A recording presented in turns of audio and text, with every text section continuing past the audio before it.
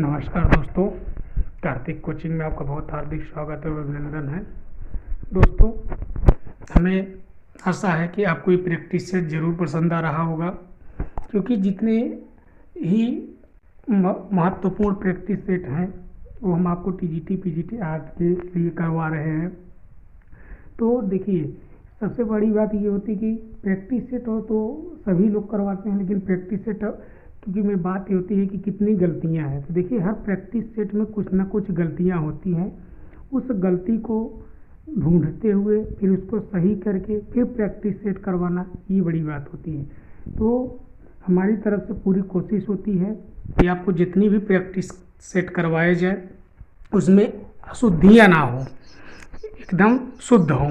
लेकिन एक दो क्वेश्चन ऐसे हैं जो कि कई चित्रकार बनाते हैं, उसको कई ठो चित्रकार बनाते, एक ही नाम से कई चित्रकारों ने बनाया है। जैसे आप भारत माता को ही उठा के देख लीजिए, भारत माता आपका अवनिंद्रनाथ टैगोर का भी है और M.F. हुसैन का भी है। तो और एक दो चित्रकार हैं, नंदलाल बसु का भी है। और फिर गंगावतरण की बात होती है तो गंगावतरण भी दो लोगों का है, जैसे बद्रीनाथ आर्य का है और नंदलाल बसु का भी गंगावतरण है। तो इसी क्रम में आज हम बात करेंगे प्रैक्टिस सेट 15 की। तो उससे पहले हम चाहते हैं कि आपको आज हम एक चित्रकार के विषय में हम बात करें, उसके बाद फिर हम प्रैक्टिस सेट करवाएं। तो आज हम बात करेंगे किसके विषय में? विवाम सुंदरम के विषय में। किसके विषय में हम बात करेंगे? विवाम सुंदरम के विषय में हम बात करेंगे। विवाम सुंदरम के विषय में बात करेंगे। दोस्तों, आप कमेंट के माध्यम से बताइए, अगर वीडियो लंबा होता होगा तो हम उसको छोटा करने का प्रयास और करेंगे। देखिए, हर क्वेश्चन का डिस्क्रिप्शन देना आसान नहीं है, क्योंकि हम हर क्वेश्चन का अगर डिस्क्रिप्शन देंगे तो वीडियो ज़्यादा लंबा हो जाएगा, जिससे आपको ही परेशानी होने लगती है फिर।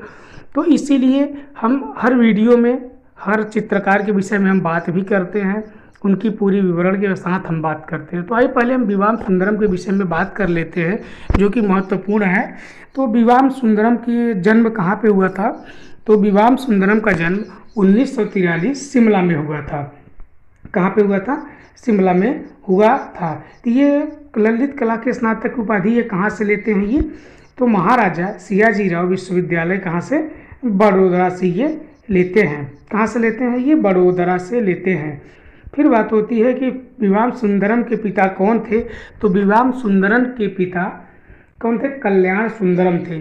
1965 से कब से? 1965 से 71 तक विवाम सुंदरम के पिता कल्याण सुंदरम भारत के विधि आयोग के अध्यक्ष रहे हैं। कौन रहे हैं? विधि आयोग के अध्यक्ष रहे हैं। फिर बात होती है इनके माता का नाम क्या था? तो इनके माता का नाम इंदिरा शेरगिल था। क्या था? इंदिरा शेरगिल इनके माता का नाम था। तो इंदिरा शेरगिल कौन थी? तो अमृता शेरगिल की बहन थी। क्या थी? बहन थी। फिर बात करते हैं कि विवाम सुंदरम किसके लिए प्रसिद्ध थे। देखिए, विवाम सुंदरम कलाकार भी थे और इतिहासकार थे। ठीक, कलाकार भी थे। और इनकी विवाह की अगर बात की जाए तो जो प्रख्यात गीता कपूर थी, आलोचक इतिहासकार कला की, उनसे इनका विवाह हुआ था। फिर अगर बात की जाए, ये प्रथम भारतीय कलाकार थे जिन्होंने स्टोलेंस स्थापना कला की शुरुआत की थी। क्या किए थे? इंस्टॉलेशन स्थापना कला की शुरुआत किए थे। इनके ऊपर प्रभाव किसका था? तो देखिए, विवाम सुंदरम के ऊपर दादावाद और अति यथार्थवाद का प्रभाव था। किसका था? दादावाद और अति यथार्थवाद का इनके ऊपर प्रभाव था। बात होती है ये किस पेंटिंग के माध्यम से काम करते थे? ये किस माध्यम में काम करते थे? तो देखिए, पेंटिंग भी करते थे, इंस्टॉलेशन भी करते थे, फोटोग्राफी भी करते थे, प्रिंट मेकिंग भी करते थे और वीडियो कला भी इनके अंदर थी। फिर बात होती है कि the heights of Machu Picchu श्रृंखला तैयार किसने किया था? तो देखिए, इनका प्रमुख चित्र कौन सा है? तो the heights of Machu Picchu, emergency, retake of Amrita Shergil, फिर रीटेक ऑफ अमृता शेरगिल, फिर कौन सा चित्र बताए थे? Discreet charm of the bourgeoisie. कौन सा? बुबारजी। फिर बात होती है कि एक और चित्रण थी इनकी, place of for people, place for people किसका प्रसिद्ध चित्रण है? तो विवाम सुंदरम का ही प्रसिद्ध चित्रण है। फिर इनका कौन सा था? Science of fire. कौन सा था? Science of fire. फिर बात होती है जैसे अयोध्या कांड के बाद मेमोरियल शीर्षक से किसने स्थापना किया था? मेमोरियल शीर्षक से किसने स्थापना किया था? तो विवाम सुंदरम थे। कौन थे? विवाम सुंदरम थे। फिर बात होती है कि स्ट्रक्चर ऑफ मीनिंग किसने बनाया था? स्ट्रक्चर ऑफ मीनिंग तो किसने बनाया था? तो विवाम सुंदरम ने बनाया था। इनकी एक कृति थी touch of brightness. Touch of brightness को 250 रुपये में राम कुमार ने खरीदा था। कौन खरीदा था? तो राम कुमार खरीदे थे। फिर बात होती है कि मिसेज जी का चित्रण किसने किया है? तो विवाम सुंदरम थे। फिर बात होती है कि गागावाका के प्रदर्शनी आयाम के फैशन परेड के चित्रकार कौन थे? तो ये भी विवाम सुंदरम थे। आइए इनकी हम बात करते हैं कलाकृतियों की। साइंस ऑफ फायर लांग नाई इन्हीं का है। फिर कुर्सी टू पिता की सभी दीवा स्वप्न इनका है। फिर बात होती है कि अगर बात की जाए विवाम सुंदरम कहाँ रहते हैं? तो वर्तमान में नई दिल्ली में ये रहते हैं। कहाँ पे रहते हैं? तो नई दिल्ली में ये रहते हैं। आज हमने बात किया विवाम सुंदरम के विषय में। कल हम बात करेंगे विनोद बिहारी मुखर्जी के विषय में, जो अति महत्वपूर्ण है। आइए हम बात करते हैं आज के पहले प्रश्न की। क्या कह रहा है? प्रसिद्ध मूर्तिकार कौन है? तो देखिए प्रसिद्ध मूर्तिकार कौन है? तो श्रीधर महापात्र। कौन है? श्रीधर महापात्र, जो कि प्रसिद्ध मूर्तिकार है। फिर हम बात करते हैं क्वेश्चन नंबर 2 की। चीनी मिट्टी के बर्तन कहाँ के प्रसिद्ध हैं? तो चीनी मिट्टी के बर्तन कहाँ के प्रसिद्ध हैं? तो ये खुर्जा के। कहाँ के हैं? ये खुर्जा की ये प्रसिद्ध है। फिर बात होती है चूड़ी कांच का सामान कहाँ प्रसिद्ध है? देखिए चूड़ी जो कांच के सामान की प्रसिद्धि है वो फिरोजाबाद है। फिरोजाबाद कहाँ है? तो फिरोजाबाद यूपी में है। फिर हम बात करते हैं क्वेश्चन नंबर 4 की। चिकन कढ़ाई कहाँ की प्रसिद्ध है? देखिए चिकन कढ़ाई लखनऊ की प्रसिद्ध है। कहाँ की है? प्रसिद्ध लखनऊ की है। फिर हम बात करते हैं क्वेश्चन नंबर 5 की। क्वेश्चन नंबर 5 क्या है? प्रसिद्ध हवा महल किस शहर में स्थित है? प्रसिद्ध हवा महल किस शहर में स्थित है? तो ये जयपुर में स्थित है। कहाँ पे स्थित है? ये जयपुर में स्थित है। फिर बात होती है क्वेश्चन नंबर 6 की। एप्लाइड आर्ट किसे कहा जाता है? एप्लाइड आर्ट किसे कहा जाता है? तो किसे कहा जाता है? एप्लाइड आर्ट किसे कहा जाता है? तो कमर्शियल आर्ट को कहा जाता है। दोस्तों अगर आप हमारे चैनल पर नए हैं तो चैनल को सब्सक्राइब कर लीजिए, जिससे आने वाले आगामी वीडियो का नोटिफिकेशन आपको ज़रूर मिलता रहे। क्योंकि आप चैनल को सब्सक्राइब करेंगे, वीडियो लाइक करेंगे, तो इससे हमको और मोटिवेशन मिलता है। फिर हम बात करते हैं क्वेश्चन नंबर 7 की। किस कलाकार की माता विदेशी मूल की थी? देखिए क्या कह रहा है? किस कलाकार की माता विदेशी मूल की थी? तो किसकी ये बात कर रहा है? ये बात कर रहा है अमृता शेरगिल की। किसकी ये बात कर रहा है? तो अमृता शेरगिल की ये बात कर रहा है कि वो अमृता शेरगिल की माता जो कि एक हंगेरियन थी। कौन थी? एक हंगेरियन थी इनकी माता थी। इनकी माता एक हंगेरियन थी। फिर हम बात कर अमृता शेरगिल विषय में थोड़ी बहुत अगर बात कर लेते हैं तो देखिए इनका जन्म कब हुआ था? तो अमृता शेरगिल का जन्म 1913 में हुआ था। कब हुआ था? 1913 में हुआ था। तो कहाँ पे हुआ था? तो हंगरी के बुडापेस्ट में हुआ था। 30 जनवरी 1913 को हुआ था। फिर बात होती है वधू के श्रृंगार की चित्रण किसने किया था? तो अमृता शेरगिल ने किया था। अगर बात होगी कि अमृता पहली बार भारत कब आई थी, तो देखिए अमृता शेरगिल पहली बार भारत 1921 में आती हैं। कब आती हैं? 1921 में आती हैं। 1921 में आती हैं, फिर चली जाती हैं, फिर दोबारा जो कि 1924 में आती हैं। कब आती हैं? दोबारा 1924 में दोबारा अमृता शेरगिल भारत आती हैं। तो बात होती है कि अमृता शेरगिल को प्रेरणा कहाँ से मिली? भारत सर्वप्रथम इनको प्रेरणा कहाँ से मिली? तो अजंता और एलोरा के चित्रों को इन्होंने देखा, वहाँ से इनको प्रेरणा मिलती है। तो इनकी बात होती है कि अमृता शेरगिल के चित्रण में किसका भाव दिखाई देता है? तो इनके चित्रण में हमें विषाद दिखाई देता है। विषाद का भाव दिखाई देता है। बात होती है कि अमृता शेरगिल के कार्य को किसने प्रोत्साहित किया था, तो किसने प्रोत्साहित किया था, तो यामिनी रंजन राय ने किया था। इनके देखो कला पर प्रभाव किसका था, तो पाश्चात्य संयोजन और यथार्थवाद का प्रभाव इनके उस पर था। अगर बात होगी अगर ये मुख्य किस कलाकार से प्रभावित थी, तो ये थी पाल गागिन से। किससे, पाल गागिन से प्रभावित थी। अब इनके चित्रण की बात करते हैं, जैसे कि यंग गर्ल इन्हीं की है, बाल बधू इन्हीं की है, वो बधू का श्रृंगार अमृता शेरगिल का है। ठीक, फिर हल्दी ग्राइंडर्स मतलब हल्दी पीसती हुई इन्हीं का चित्रण है। फिर टोरेसो व यंग गर्ल इन्हीं का चित्रण है। फिर बात होती है अमृता शेरगिल ने अपना स्टूडियो कहाँ बनाया था, तो ये पेरिस में बनाया था। तो इसका सही उत्तर क्या है, ऑप्शन ए अमृता शेरगिल। फिर बात करते हैं क्वेश्चन नंबर 8 की। निम्न में कौन सी कला लोक कला है, तो लोक कला कौन सी है, चौक पूरना। कौन सी है, चौक पूरना। फिर हम बात करते हैं क्वेश्चन नंबर 9 की। भारत के सुदूर दक्षिण में कौन सा स्थान है, तो भारत के सुदूर दक्षिण में कौन सा स्थान है, तो ऑप्शन ए कन्याकुमारी। फिर बात होती है क्वेश्चन नंबर 10 की। विश्व की सबसे ऊंची चोटी कौन सी है, तो देखिए विश्व की सबसे ऊंची चोटी कौन सी है, तो ये कंचनजंगा है। ये गलत है, कंचनजंगा नहीं है, ये विश्व की भारत की अगर सबसे ऊंची चोटी पूछी जाए तो कंचनजंगा होगी। अगर विश्व की पूछी जाए तो ये माउंट एवरेस्ट होगा। कौन सा होगा, माउंट एवरेस्ट होगा। अगर विश्व की बात की जाएगी तो माउंट एवरेस्ट होगा। किसकी, अगर विश्व की बात की जाएगी तो माउंट एवरेस्ट होगा। अगर भारत की पूछी जाएगी तो कंचनजंगा होगा। फिर बात होती है क्वेश्चन नंबर 11 की।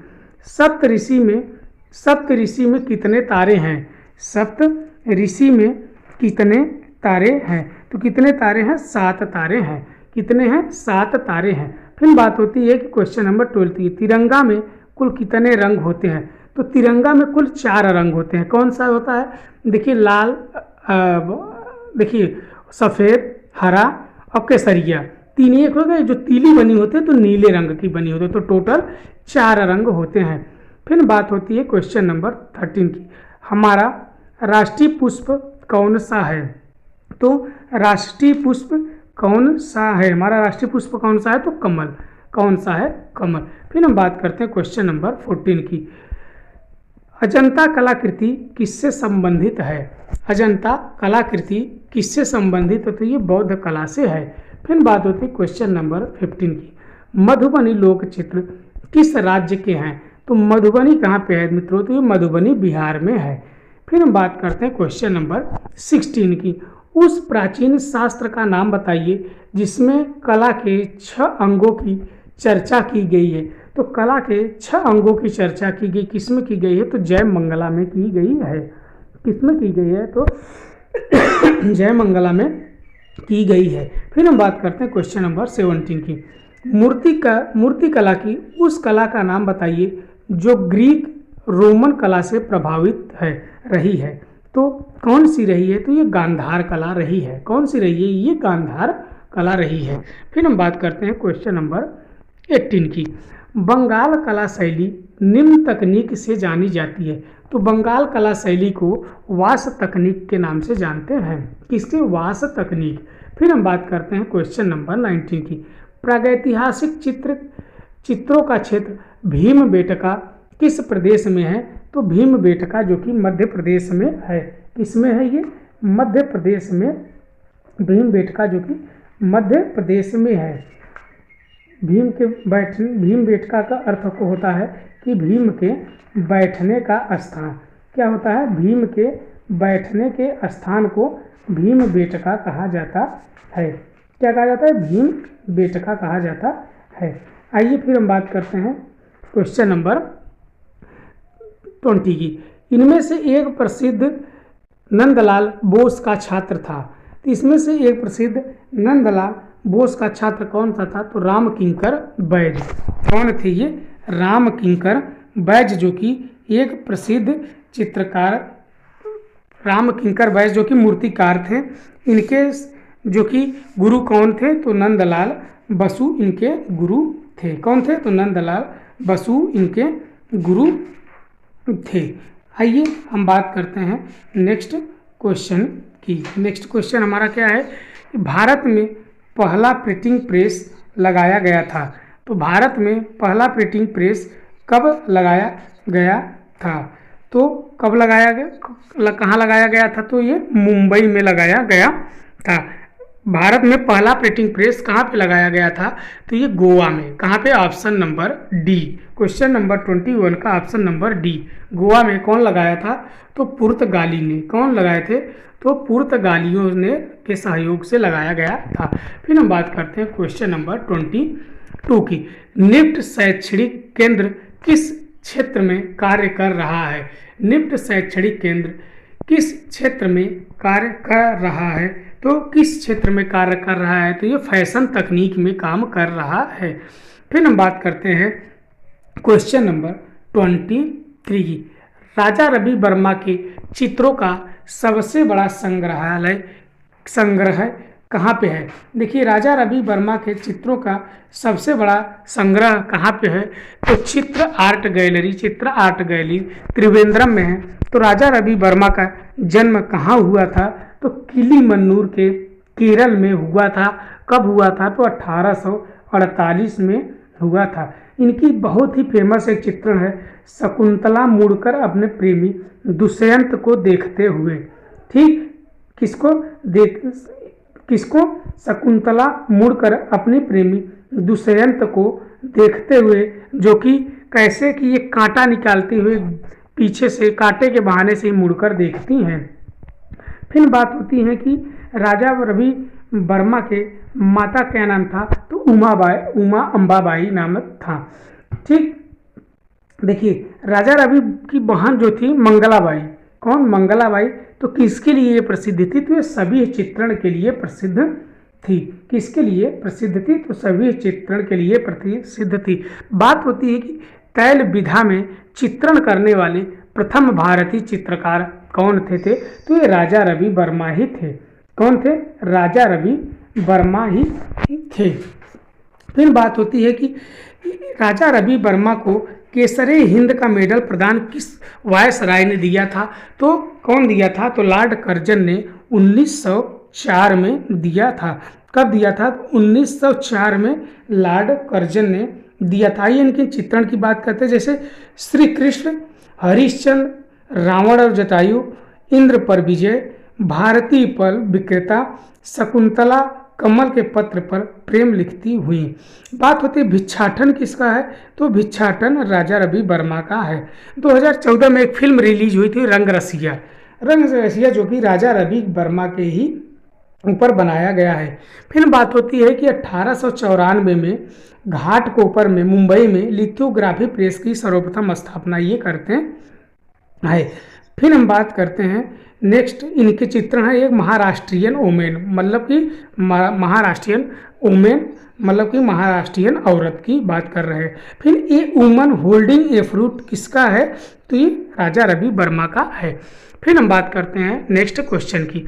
उस चित्रकार का नाम बताइए जिसने मोनालिसा को चित्रित किया है। तो लियोनार्डो द विंसी ने चित्रण किया है। तो लियोनार्डो द विंसी के विषय में हम प्रैक्टिस से 13 और 14 दो में बहुत विधिवत हम बात की, आप उसमें जाके देख सकते हैं। फिर हम बात करते हैं क्वेश्चन नंबर 25 की।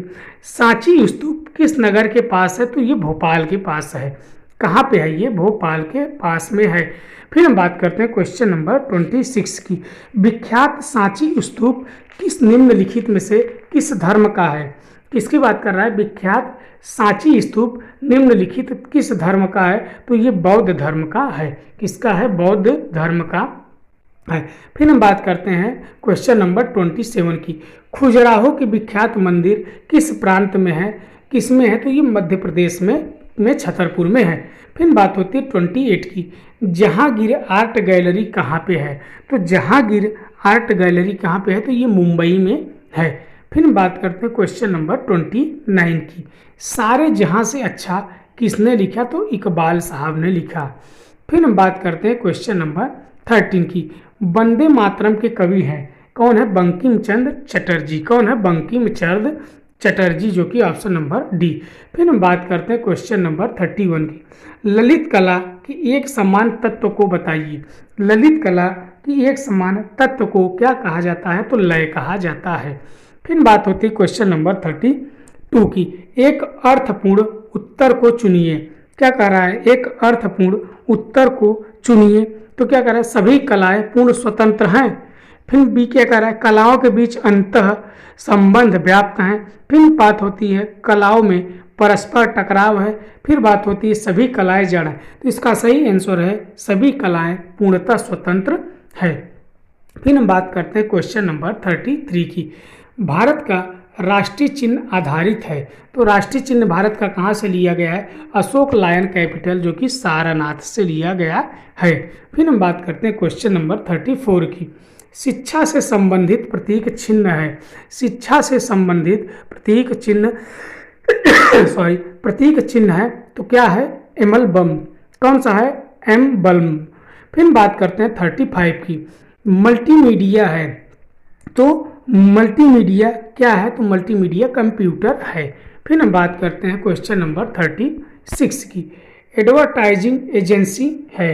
एडवर्टाइजिंग एजेंसी कौन सी है? तो यह है लिंटास। कौन सा है? लिंटास। फिर बात होती है क्वेश्चन नंबर 37 की। उस शहर का नाम बताइए जहां ललित कला अकादमी ने क्षेत्रीय केंद्र स्थापित किया है। तो कौन सा है? लखनऊ, जो कि ऑप्शन नंबर बी सही है। फिर हम बात करते हैं क्वेश्चन नंबर 38 की। कौन सी? 38 की हम बात करते हैं। निम्नलिखित में से कौन चित्रकला के क्षेत्र में सुविख्यात है? तो देखिए चित्रकला के क्षेत्र में अभी हमने बताया राजा रवि वर्मा। फिर हम बात करते हैं क्वेश्चन नंबर 39 की। कार्टून फिल्में आश्रित हैं तो किससे हैं? Art of animation. किस पे? Art of animation, option number B. फिर हम बात करते हैं क्वेश्चन नंबर 40 की। इनमें से एक त्रियामी कला को बताइए। देखिए इसमें त्रियामी कला कौन सी है? तो त्रियामी कला कौन सी है? तो ये मूर्ति कला, जो कि त्रियामी कला है। कौन सी है? मूर्ति कला, जो कि त्रियामी कला है। फिर बात होती है क्वेश्चन नंबर 41 की। पोस्टर का डिजाइन, पोस्टर का प्रथम डिजाइनर था। पोस्टर का प्रथम डिजाइनर कौन था? तो ये चैरेट था। कौन था? ये चैरेट था। फिर हम बात करते हैं 42 की। फोटोग्राफी पेपर किस रंग के प्रकाश से प्रभावित नहीं होता है? तो किस रंग के प्रकाश से प्रभावित नहीं होता है? तो ये लाल प्रकाश से प्रभावित नहीं होता है। फिर हम बात करते हैं क्वेश्चन नंबर 43 की। क्या कर रहा है? प्रायोगिक तौर पर भारतीय टेलीविज़न कब शुरू हुआ? तो प्रायोगिक तौर पे भारतीय टेलीविज़न कब शुरू किया गया था? तो 1959 में किया गया था। फिर बात होती है 44 की। समता प्रसाद कौन सी कला से जुड़े हुए थे? समता प्रसाद कौन सी कला से जुड़े हुए थे? तो तबला से जुड़े हुए थे। किससे जुड़े हुए थे? तो तबला से जुड़े हुए थे। फिर बात होती है क्वेश्चन नंबर 45 की। ओडिसी नृत्यकार का नाम बताइए। जो कि ओडिसी नृत्यकार का नाम बताइए। तो ये कौन है? केलुचरण महापात्र। कौन है? केलुचरण महापात्र। फिर हम बात करते हैं क्वेश्चन नंबर 46 की। निम्नलिखित में से कौन केरल का शास्त्रीय नृत्य है? तो केरल की बात हो रही है तो कथकली केरल का है। कथक जो कि उत्तर प्रदेश का है। कहाँ का है? उत्तर प्रदेश का है। अगर दोस्तों आप हमारे चैनल पे नए हैं तो चैनल को सब्सक्राइब जरूर करिए, जिससे आने वाले वीडियो का नोटिफिकेशन आपको मिलता रहे। आइए फिर हम बात करते हैं क्वेश्चन नंबर 47 की। पोंगल किस राज्य का चर्चित पर्व है?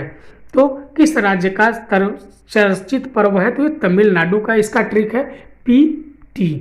पोंगल तमिलनाडु। पोंगल तमिलनाडु। फिर हम बात करते हैं क्वेश्चन नंबर 48 की। विश्व की सबसे लंबी नदी कौन है?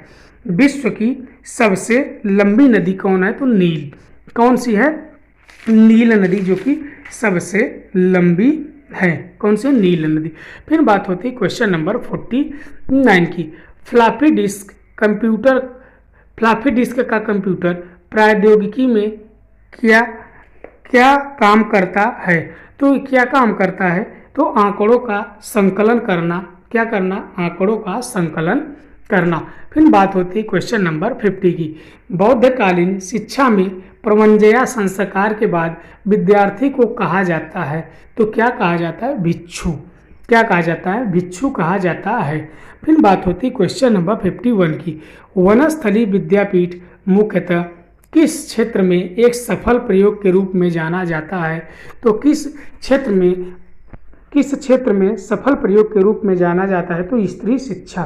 किसके लिए, स्त्री शिक्षा के लिए जाना जाता है। फिर बात होती है क्वेश्चन नंबर 52 की, अग्निशामक उपकरण में किस गैस का प्रयोग किया जाता है, तो इसका 52 का right option D, carbon dioxide. फिर बात होती है क्वेश्चन नंबर 53 की, भारत में कितना प्रतिशत वर्षा कृषि पर निर्भर है, तो कितना प्रतिशत, 78। फिर बात होती है 54 की, प्रसिद्ध कला निर्देशक का नाम बताइए। प्रसिद्ध कला निर्देशक कौन थे, सत्यजीत रे। कौन थे, ये थे सत्यजीत रे। फिर बात होती है 55 की, भारत में सुदूर दक्षिण में कौन सा स्थान है, तो ये कौन सा स्थान है, तो ये कन्याकुमारी। कौन सा है, कन्याकुमारी। फिर बात होती है 56 की, भारत में दूरदर्शन का प्रथम शैक्षिक कार्यक्रम कब प्रसारण हुआ, तो 1959 में। फिर हम बात करते हैं 57 की। देखिए 57 क्या कह रहा है कि पुरस्कार होते हैं। देखिए पुरस्कार होते हैं शक्तिशाली, क्या होती है ये, तो ये आपका क्या होता है, 58 का ऑप्शन नंबर बी सही। 57 का ऑप्शन नंबर बी, उपलब्धि। कौन सा है, उपलब्धि। फिर बात होती है 58 की, रंग भरने से पूर्व इन्हें किस सतह पर रखते हैं, तो किस पे रखते हैं, तो option number B, colour palette पे रखते हैं। फिर बात होती है 59 की। 59 क्या, अप्लाइड आर्ट वर्गीकृत है, तो अप्लाइड आर्ट वर्गीकृत है, क्या वर्गीकृत है, तो व्यवहारिक कलाएं। क्या करता है ये, व्यवहारिक कलाओं को वर्गीकृत करता है। फिर बात होती है 60 की, कागज की कतरनों से बनाए जाने वाले चित्र को क्या कहते हैं, तो इसको क्या कहते हैं मित्रों, इसको कोलाज कहा जाता है। फिर बात होती है 61 की, राजा रवि वर्मा जो कि एक प्रसिद्ध कलाकार थे, जन्म हुआ था, इनका जन्म हुआ था केरल में, अभी हमने बताया।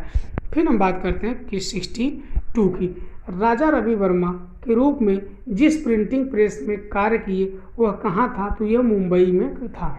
कहाँ पे था यह, मुंबई में, घाटकोपर में 1894 में।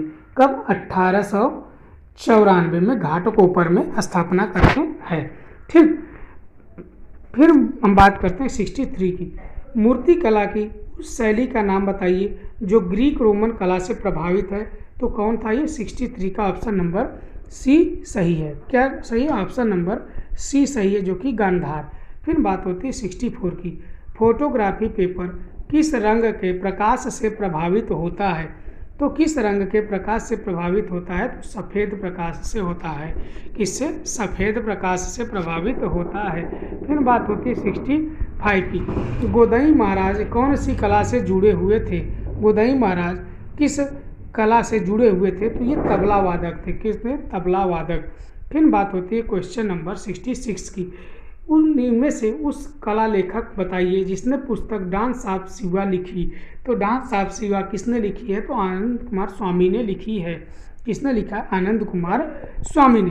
फिर बात होती है 67, भारत कला भवन के संस्थापक निर्देशक थे, कौन थे, तो राय कृष्ण दास। कौन थे, राय कृष्ण दास। फिर हम बात करते हैं 68 की, विख्यात कोणार्क का मंदिर निम्नलिखित प्रांत में है। कोणार्क की मंदिर की बात कर रहा है तो कहाँ पे है, ये उड़ीसा में है, जो कि सूर्य मंदिर है। फिर हम बात करते हैं क्वेश्चन नंबर 69 की, इनमें से मूर्तिकार अवनींद्रनाथ टैगोर के छात्र थे। कौन से छात्र, अवनींद्रनाथ टैगोर के थे, तो ये थे डीपी राय चौधरी। कौन थे, डीपी राय चौधरी। फिर बात करते हैं क्वेश्चन नंबर 70 की, मूल रंग कौन सा है, मूल रंग कौन सा है, तो ये नीला है। कौन सा है, नीला है। फिर बात होती है 71 की, जॉन गुटेनबर्ग कौन थे, तो जॉन गुटेनबर्ग जर्मन के थे। कहाँ के थे ये जर्मन के थे ये। फिर हम बात करते हैं क्वेश्चन नंबर 72 की। दिलवाड़ा मंदिर किससे बना है? तो दिलवाड़ा मंदिर जो कि मकराना मार्बल से बना है, ऑप्शन नंबर बी। फिर हम बात करते हैं क्वेश्चन नंबर 73 की। कंदरिया महादेव मंदिर किससे संबंधित है? तो देखिए कंदरिया महादेव मंदिर जो कि शैव धर्म से संबंधित है, चंदेल शासकों ने बनवाया था। फिर हम बात करते हैं क्वेश्चन नंबर 74 की। 74 की हम बात करते हैं। सेट स्क्वायर होते हैं, सेट स्क्वायर क्या होते हैं? तो ये तिकोने होते हैं। क्या होते हैं? तिकोने। फिर हम बात करते हैं क्वेश्चन नंबर 75 की। मास्किंग बोर्ड प्रयुक्त होता है, मास्किंग बोर्ड प्रयुक्त होता है तो ये किसमें प्रयुक्त होता है? तो ये फोटोग्राफी में, किसमें? फोटोग्राफी में होता है। फिर बात होती है क्वेश्चन नंबर 76 की।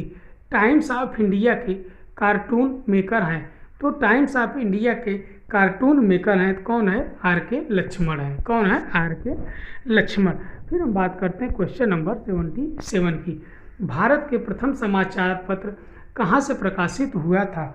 भारत का पहला समाचार पत्र कहाँ से प्रकाशित हुआ था? तो ये कलकत्ता से हुआ था, बंगाल गजट। फिर हम बात करते हैं 78 की। बुक जैकेट क्या है? बुक जैकेट क्या है? तो ये है बुक का वाह कवर। क्या है? बुक का वाह कवर, ऑप्शन नंबर बी। फिर हम बात करते हैं 79 की। उस प्रसिद्ध भारतीय चित्रकार का नाम बताइए जो वास्तुकार भी है। तो देखिए चित्रकार और वास्तुकार सतीश गुजराल हैं। क्या है? सतीश गुजराल हैं। फिर हम बात करते हैं नेक्स्ट क्वेश्चन की। उस शहर का नाम बताइए जहां ललित कला अकादमी ने क्षेत्रीय केंद्र स्थापित किया है। तो कहाँ पे किया है? तो लखनऊ में किया है। फिर हम बात करते हैं क्वेश्चन नंबर 81 की। उस महान व्यक्ति का नाम बताएं जो यक्षगान से संबंधित रहे हैं। तो यक्षगान से कौन संबंधित रहे हैं? तो आर के लक्ष्मण। कौन रहे हैं? आर के लक्ष्मण। फिर हम बात करते हैं 82 की। ओडिसी नृत्यांगना का नाम बताइए। ओडिसी नृत्यांगना का क्या नाम था? तो सोनल मान सिंह। सोनल मान सिंह। फिर हम बात करते हैं क्वेश्चन नंबर 83 की। बेंगलोर में आयोजित मिस वर्ल्ड सौंदर्य प्रतियोगिता का लोगो किस चित्र शैली पर आधारित था? तो किस पे था? तो अजंता चित्र शैली पे आधारित था। किस पे था? अजंता चित्र शैली पर आधारित था। फिर हम बात करते हैं क्वेश्चन नंबर 84 की। वुड ब्लॉक से प्रथम पुस्तक कहाँ छपी थी? वुड ब्लॉक की प्रथम पुस्तक कहाँ छपी थी? तो ऑप्शन नंबर बी सही है, जापान। कहाँ पे? Option number B, Japan. फिर हम बात करेंगे 85 की। सैन सेरिफ टाइप है, सैन सेरिफ टाइप है किसकी है? तो बोडोनी की है। किसकी है? बोडोनी की है। फिर हम बात करते हैं क्वेश्चन नंबर 86 की। एक टाइप की हुई लाइन को मापने की यूनिट है। एक टाइप की हुई लाइन को मापने की यूनिट है तो क्या है ये? ईयर। क्या है ये? क्या 86 का ऑप्शन नंबर डी, पाइका। क्या है? Option number D, pica. फिर हम बात करते हैं 87 की। कंप्रेस्ड एयर के माध्यम से लगाया गया कलर है तो क्या है? Air brush. क्या कहा जाता है? एयर ब्रश कहा जाता है। फिर हम बात करते हैं क्वेश्चन नंबर 88 की। मूवेबल टाइप किसके द्वारा आविष्कार हुआ? मूवेबल टाइप किसके द्वारा आविष्कार हुआ था? तो किसके द्वारा आविष्कार हुआ था? तो ये जॉन गुटेनबर्ग। कौन थे ये? John Gutenberg, option number B. फिर हम बात करते हैं 89 की। एम्पिक्स का प्रयोग किसमें होता है? एम्पिक्स का प्रयोग किसमें होता है? तो ये प्रोसेसिंग फिल्म में होता है, ऑप्शन नंबर ए। फिर हम बात करते हैं क्वेश्चन नंबर 90 की। साइलेंट सेल्समैनशिप है, साइलेंट सेल्समैनशिप है तो क्या है ये? Package design. क्या है ये? Package design. फिर हम बात करते हैं क्वेश्चन नंबर 91 की। नालंदा विश्वविद्यालय था, नालंदा विश्वविद्यालय कहाँ था? तो ये बिहार में था। फिर हम बात करते हैं 92 की। तेजी कॉन्फ्रेंसिंग सबसे अधिक उपयुक्त है तो सबसे अधिक उपयुक्त किस में है? तो दूरस्थ अभिगम में है। फिर हम बात करते हैं क्वेश्चन नंबर 93 की। इनमें से कौन मूर्तिकार है? तो देखिए कौन से हैं? डीपी राय चौधरी। कौन सा है? डीपी राय चौधरी। फिर बात होती है 94 की। छायाचित्र शैली में प्लेनोग्राफी कहा जाता है।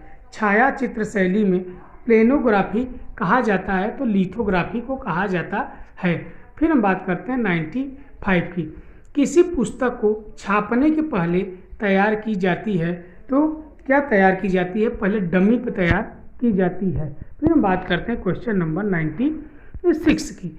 होर्डिंग डिजाइन का अधिकतम आकार होता है। होर्डिंग डिजाइन का अधिकतम आकार होता है तो 3/8 का होता है। ऑप्शन नंबर बी सही है, 3/8। फिर हम बात करते हैं क्वेश्चन नंबर 97। इलिस्ट्रेशन करने की प्रारंभिक आवश्यकता होती है।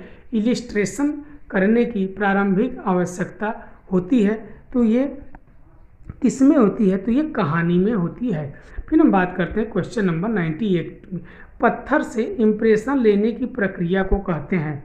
तो पत्थर से इम्प्रेशन लेने की प्रक्रिया को क्या कहा जाता है? प्लानोग्राफी प्रिंटिंग। क्या कहा जाता है? प्लानोग्राफी प्रिंटिंग। फिर हम बात करते हैं 99 की। प्रेस लेआउट बनाया जाता है। प्रेस लेआउट बनाया जाता है तो किससे बनाया जाता है? तो श्याम इरोत से बनाया जाता है। Option number B. किससे बनाया जाता है? श्याम इरोत से बनाया जाता है। फिर हम बात करते हैं क्वेश्चन नंबर 100 की। एक कॉलम का आकार है तो एक कॉलम का आकार क्या होता है? तो 4.5 सेमी होता है। फिर हम बात करते हैं क्वेश्चन नंबर 101 की। नेशनल इंस्टीट्यूट ऑफ डिजाइन स्थित है। क्या कह रहा है? नेशनल इंस्टीट्यूट ऑफ डिजाइन स्थित है तो कहाँ पे स्थित है? ये अहमदाबाद में है। कहाँ पे है? अहमदाबाद में है। फिर हम बात करते हैं क्वेश्चन नंबर 102 की। इम्पोजिंक क्या है? इम्पोजिंक क्या है? तो ये क्या है? तो पन्नों का क्रम है ये। Option number A. फिर हम बात करते हैं 103। इनमें से किसे टेक्सटाइल डिजाइन में प्रयोग नहीं किया जाता है? तो किसे टेक्सटाइल डिजाइन में प्रयोग नहीं किया जाता है? इनग्रेविंग को प्रयोग नहीं किया जाता है। फिर बात होती है क्वेश्चन नंबर 104 की। मल्टीमीडिया क्या है? तो मल्टीमीडिया जो कि कंप्यूटर जो कि मल्टीमीडिया में आता है। फिर हम बात करते हैं क्वेश्चन नंबर 105 की। उस चित्रकार का नाम बताए जिसने पीजेंट वेंडिंग चित्रित किया है। तो किसने किया है? तो 105 का सही ऑप्शन है पीटर ब्रूगेल ने किया है। किसने किया है? पीटर ब्रूगेल ने किया है। फिर बात होती है 106 की। भारतीय पारंपरिक मूर्ति कला की एक अर्थ शिल्पी सही विशेषता बताइए। तो किसकी बात कर रहा है? मूर्ति कला की एक अर्थ शिल्पी की सही विशेषता की बात कर रहा है तो कौन सा है? आदर्श पूर्ण। Option number D. फिर हम बात करते हैं 107 की। जे स्कूल ऑफ आर्ट कहाँ पे स्थित है? तो जे स्कूल ऑफ आर्ट ये मुंबई में है। कहाँ पे है? मुंबई में है।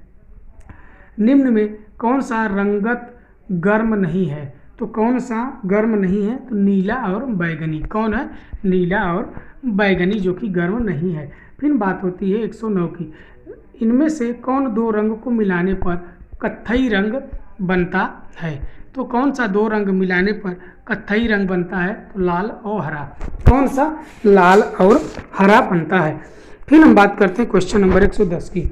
निम्न में से कौन से दो रंगों को मिलाने से काला रंग बनता है? कौन से दो रंगों को मिलाने से काला रंग बनता है? तो कौन सा दो रंग मिलाने से काला रंग बनेगा? तो नीला और कत्थई को मिलाने पर काला रंग बनता है। फिर बात होती है 111 की। कौन दो रंगों को मिलाने से हरा रंग बनता है? तो हरा रंग बनाने के लिए ऑप्शन नंबर बी नीला और पीला रंग है। फिर बात होती है क्वेश्चन नंबर 112 की। इंद्रधनुष में कितने रंग होते हैं? तो इंद्रधनुष में 7 रंग होते हैं। कितने रंग होते हैं? 7 रंग होते हैं। फिर बात होती है 113 की। कौन से रंग कंट्रास्ट रंग है? कौन से रंग कंट्रास्ट रंग हैं? तो कौन सा है? लाल और नीला। Option number D. फिर बात करेंगे 114 की। पक्की मिट्टी के बर्तन कहाँ पाए गए हैं? पक्की मिट्टी के बर्तन कहाँ पाए गए हैं? तो सिंधु घाटी सभ्यता में पाए गए हैं। फिर हम बात करते हैं क्वेश्चन नंबर 115 की। जहांगीर के समय में पक्षी व जानवर का चित्रांकन कौन करता था? तो मंसूर करता था। कौन करता था? मंसूर करता था। फिर हम बात करते हैं क्वेश्चन नंबर 116 की। क्या है? 116 की हम बात करते हैं। आइए 116 के विषय में हम बात करते हैं। तो 116 क्या कह रहा है कि अपने भाव कला के द्वारा प्रकट करता है। मानव अपने भाव को कला के द्वारा प्रकट करता है। यह कथन किसका है? तो यह कथन किसका है? तो यह कथन क्रोचे का है। तो किसका है? तो ऑप्शन नंबर डी क्रोचे का है। आइए हम बात करें कुछ विद्वानों ने क्या क्या कहा है। देखिए, कला जैसे कि कला सत्य की अनुकृति है। किसकी? कला सत्य की अनुकृति है। तो किसने कहा है? ये प्लेटो ने कहा है। प्लेटो ने क्या कहा है? कला सत्य की अनुकृति है। फिर हम बात करते हैं कि अरस्तु ने क्या कहा है? तो अरस्तु ने कहा है कला अनुकरण है। क्या कहा है? कला अनुकरण है। रविंद्रनाथ टैगोर ने क्या कहा है? तो कला में मनुष्य अपनी अभिव्यक्ति करता है। क्या कहा है? कला में मनुष्य अपनी अभिव्यक्ति करता है। क्या करता है? अपनी अभिव्यक्ति करता है। अगर हीगल ने क्या कहा है? कला भौतिक सत्ता को व्यक्त करने का माध्यम है। क्या है? माध्यम है। क्रोचे ने और क्या कहा है? कला बाह्य प्रभाव की आंतरिक अभिव्यक्ति है। क्या है? कला बाह्य प्रभाव की आंतरिक अभिव्यक्ति है। फिर बात करते हैं जैसे कि गेटे ने क्या कहा है? महान सत्य की प्रतिकृति प्रस्तुत करना ही कला की सबसे बड़ी समस्या है। क्या है? सबसे बड़ी समस्या है। फिर बात करते हैं हर्बर्ट रीड की। हर्बर्ट रीड ने क्या कहा है? जो अभिव्यक्ति के आह्लादक या रंजक स्वरूप है उसे कला कहते हैं। फिर हम बात करते हैं क्वेश्चन नंबर 117 की। ठंडा रंग कौन सा है? ठंडा रंग कौन सा है? तो कौन सा है? ये नीला, जो कि ठंडा रंग है। फिर बात होती है क्वेश्चन नंबर 118 की। रीतिवाद क्या है? तो रीतिवाद कला आंदोलन है। क्या है? कला आंदोलन है। फिर बात होती है क्वेश्चन नंबर 119 की। भारत की प्रसिद्ध समकालीन महिला चित्रकार है। भारत की प्रसिद्ध समकालीन महिला चित्रकार हैं। तो कौन है प्रसिद्ध महिला चित्रकार? कौन है ये?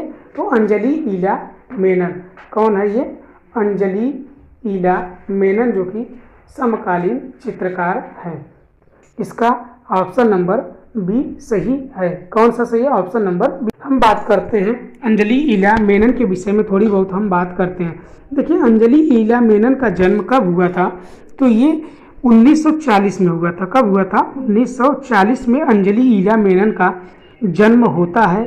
पश्चिम बंगाल के बूरनपुर गांव में होता है। इन्होंने शिक्षा कहाँ से प्राप्त किया था? तो जे स्कूल ऑफ आर्ट से ये शिक्षा प्राप्त करती हैं। कहाँ से? जे स्कूल ऑफ आर्ट मुंबई से ये शिक्षा प्राप्त करती हैं। तो बात होती है अंजलि ईला मेनन के ऊपर प्रभाव किसका था? तो मोदग्लियानी का प्रभाव था, M.F. हुसैन का था और अमृता शेरगिल का था। तो बात होती है कि अंजलि ईला मेनन का पसंद माध्यम क्या था? तो मनपसंद माध्यम इनका था मेसेनसाइट हार्डबोर्ड पर तैल चित्रण करती थी। किससे चित्रण करती थी? तो मेसेनजाइट हार्डबोर्ड पर ये चित्रण करती थी। इनका जो कि एक चित्रण है, बीमार की देखभाल करती mother Teresa, chair Nandita, man with A red chair, शक्ति, ड्रीम, झरोखा, माला बार। किसकी है? माला बार। फिर बात होती है कि इनको 2000 में सर्वोच्च नागरिक पुरस्कार पद्म श्री मिला।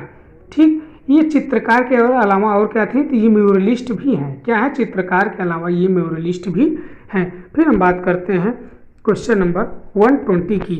हुसैन अधिक जाने जाते हैं किसके लिए? घोड़ों के चित्रण के लिए जाने जाते हैं। फिर हम बात करते हैं क्वेश्चन नंबर 121 की। महात्मा गांधी कला वेदिका है। महात्मा गांधी कला वेदिका कहाँ पे है? तो ये इलाहाबाद में है। कहाँ पे है? इलाहाबाद बाद में है। फिर बात होती है क्वेश्चन नंबर 122 की, राष्ट्रीय संग्रहालय कहाँ है? तो राष्ट्रीय संग्रहालय कहाँ पे है? ये नई दिल्ली में है। कहाँ पे है? ये नई दिल्ली में है। फिर हम बात करते हैं क्वेश्चन नंबर 123 की, मुगल ग्रंथ आईने अकबरी किसने लिखी? मुगल ग्रंथ आईने अकबरी किसने लिखी? तो अबुल फजल ने लिखा। किसने लिखा? अबुल फजल ने लिखा।